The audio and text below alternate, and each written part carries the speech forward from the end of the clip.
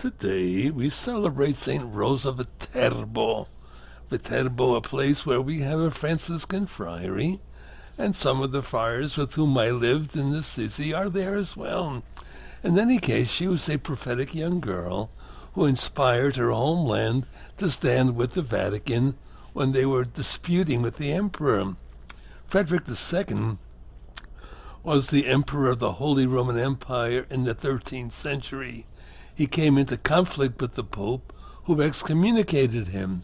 In response, Frederick began attacking the Papal States. In 1240, he conquered the region of Viterbo, Italy. Remember, St. Francis died in 1226. So, Rose was born in Viterbo, lived there with her poor parents during this conflict. And when she was 8, she became sick, and during that time received a vision from Mary, who told her that she was to give her life to pursuing holiness, just as St. Francis of Assisi did. Mary told the girl she was to take the habit of the Franciscans, our habit, but that she was not to live in a convent. She should stay at home and set an example by her words and deeds. So what happens next? She recovers. She takes the rough cloak of a penitent and continued to ponder this vision. When she was 12, and listen to this, she begins preaching in the streets against Frederick's occupation in an effort to incite the city to overthrow the regime.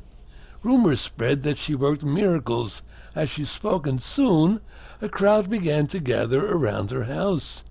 The attention made Rose's father nervous, and he forbade her from leaving the house under the threat of beating.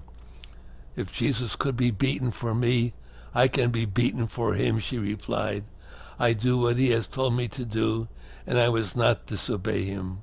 When their parish priest insisted that she be free to preach, he relented. So for 2 more years, she continued to speak in public about this occupation. As her popularity grew, authorities called for her execution, but the city's magistrate sent her and her family into exile instead. Jealousy is a very dangerous thing. And so in 1250, Frederick dies. The Vatican forces won the day, and Rose and her parents moved back to Viterbo. Rose sought entrance into the local convent, was denied because she did not have the mullah, which they called a dowry. "Very well," she replied with a smile. "You will not have me now, but perhaps you will be more willing when I am dead." She continued to live with her parents, leading a life of prayer and service, but died at the ripe old age of, take a guess, 17. 6 years later, due to her popularity, her body was transferred to the chapel of the convent she once tried to enter. The church burned down in 1357, but her body was preserved and carried through the city in a procession every year. And guess what? That tradition continues even today with an annual festival in Viterbo that features dozens of men, look at the photos, carrying a giant platform through the city on September 3rd, the night before her feast day. The platform stands several stories high, and atop it is placed a statue of St. Rose.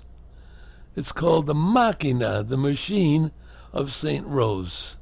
So take a look at the video. You'll be amazed what some girls can do when they're 17 years old.